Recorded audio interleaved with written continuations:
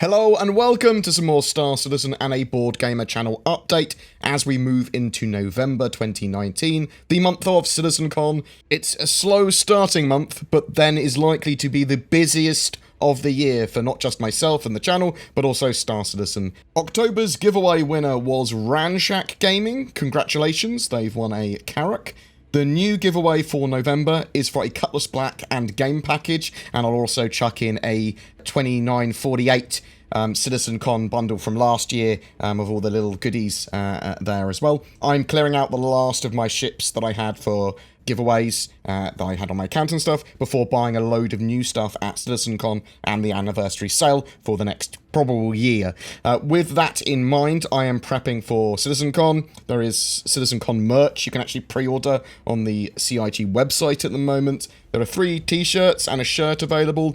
The shirt on one of the t-shirts is a mystery though, which is an interesting choice when you're buying clothes. Kind of want to know what it's going to look like. The blurbs for the clothing says, whatever far-flung corner of the galaxy you find yourself in, you'll always enjoy the warm feeling of home as you explore the further reaches of comfort and style in this button-down shirt, and heed the call of distant stars and bravely probe the far corners of the universe while also exploring the further reaches of comfort and style. These 2 designs will be revealed at CitizenCon. The other 2 t-shirts in question as well are sort of like what you'd expect. One with the CitizenCon logos on and one more just generalized Star Citizen. CitizenCon seems very focused on exploration this year. There's lots of leaks and rumors for it, which I've put in other videos as well, so check those out if you're interested. I am going to go to CitizenCon kind of as press this year. I've got access to the press areas, though I have entirely bought my own CitizenCon tickets, hotel, travel. Well, I say I have. It's mostly through donations via the live streams and stuff that I do, so thank you very much. You as viewers effectively have paid for all of my equipment and travel there. I have a thread on my Discord and the community section of my YouTube where you can post any ideas or questions you'd like me to ask of the devs while I'm there. I'll see what I can do on the day before and day that I'm there as well. So if I'm able to stream, great. I've got some camera equipment and things. I will definitely be recording interviews and getting as much information and digging deep as far as I can with devs and trying to find out the secrets of Star Citizen and Squadron 42. I'm extremely excited for CitizenCon this year. I'm going to be going down, as I said, the day before, so the 22nd of November. From midday on the Friday, I'll be at Brewdog Manchester.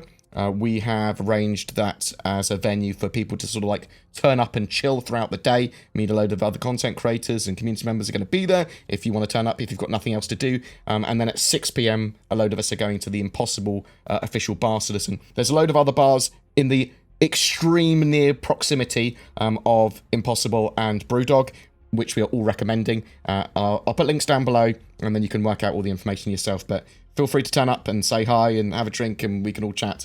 There is a free fly currently on, allowing players to try out various ships free in Star Citizen, whether you have a game package or not. The Cutlass Black, the Aurora MR, the Mustang Alpha, the Avenger Titan, and the Banu Defender are entirely free for both new backers, or even people that haven't backed, anyone that makes a new account, or people that already have an account. It's a good chance to check out what Star Citizen has to offer to date and try out a cross-section of ships.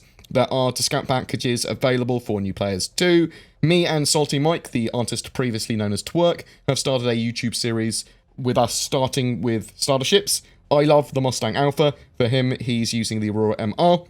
We are showcasing what Star Citizen has to offer gameplay-wise. We're going to be doing a lot of multiplayer Let's Plays together. So the first couple of episodes are us trying out starter ships and then basically getting to each other and then joining up, and then we're going to be doing lots and lots and lots of gameplay together. So if you're wanting to see how viable starter ships are, spoiler alert, they're very viable, though you can pretty quickly move on to renting another ship, which is probably what you should be doing, and you'll see that in the gameplay. Please check out those videos, hopefully they'll be interesting. You can also influence what we're doing from week to week. So do we rent a multi-crew ship, or do we rent 2 arrows and then do bounty missions?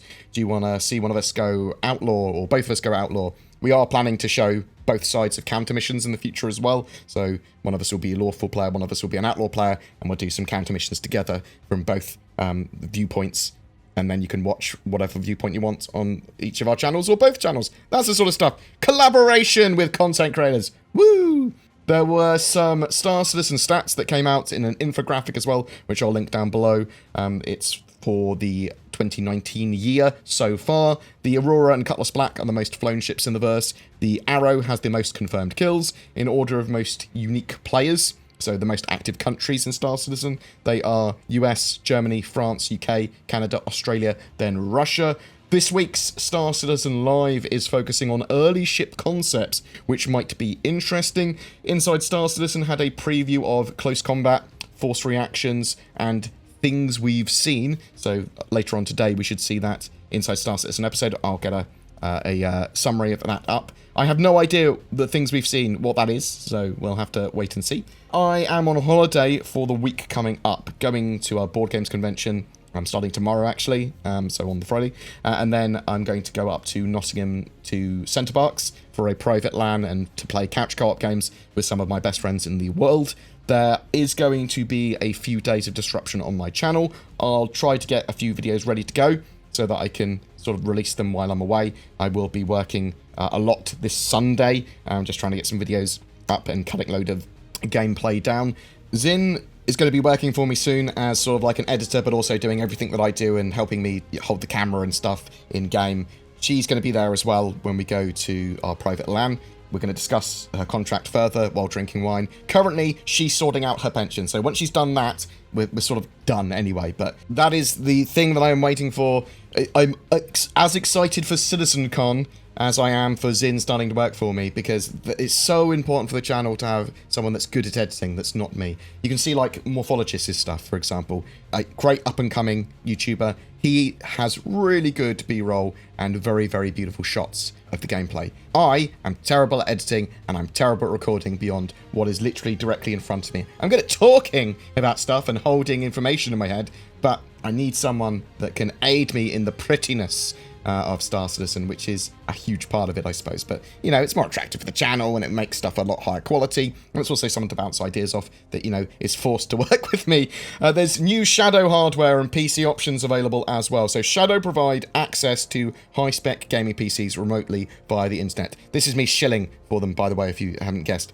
You can then use your phone, tablet, laptop, or current PC to access this gaming PC anywhere with an internet connection. It's a subscription service. That means you don't have to own or maintain your own gaming PC, although you might want to have some form of PC or laptop so that you can, you know, effectively use it as if it is your own desktop, if you see what I mean. There are new options available that are going live February 2020, and the first 50,000 users can pre-order that now. The hardware they provide ranges from GeForce 1080s to 2080s to Titan RTX graphics cards, up to 32 gigabytes of RAM, various storage options.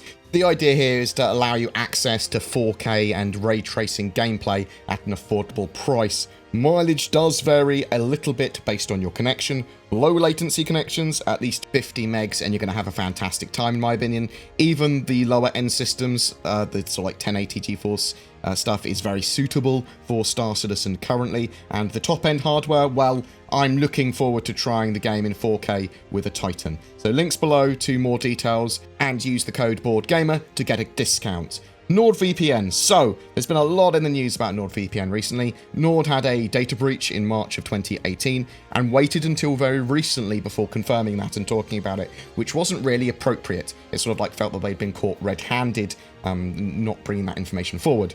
The breach does not look like it caused any tangible harm to users, and Nord sort of said they wanted to make sure they knew the full extent of the breach and had everything locked down before discussing it with the public. So I use NordVPN myself and have affiliate links in my videos, so I have a form of responsibility to my channel viewers. I would expect a lot of people have actually signed up because of my recommendation. I still use NordVPN now. Looking into it, data breaches happen often, and lots of other VPNs have been affected too by data breaches. Now, the issue really is that Nord should have been more forthcoming with the information that they had a breach. I would expect that Nord are now really aware that there's a lot of public scrutiny on them, and in my opinion, that would probably mean they're even more secure and mindful in the future. I could have moved to another VPN or service to shill for, but I still wouldn't know if they're had breaches that they weren't talking about. I don't have the ability to vet beyond looking at them, looking at reviews, looking at the service they provide, and then using it myself. I think that's a reasonable amount of diligence. I also can only talk about my sort of viewpoint, and my current viewpoint is I'm still pretty chill with it.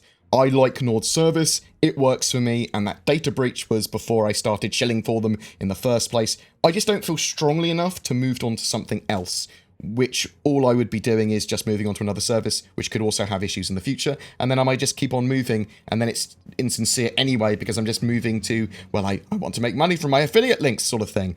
I'm willing to give them another chance. That's just me, though. I am going to continue to use them, and sometimes promote them at the end of my videos. You don't need to click on the links for them, or use them if you don't want to, and you are welcome to disagree with my decision and my opinions on that, but I recommend a VPN of some form for people for privacy, security, and extended internet access, and I use NordVPN because it's cheap, and now I think it's going to be an even better service because there's so much scrutiny and focus on them. I think that's reasonable to say, but you're more than welcome to share your opinion if you want to in the comments below. Please be civil if you're like, I hate them.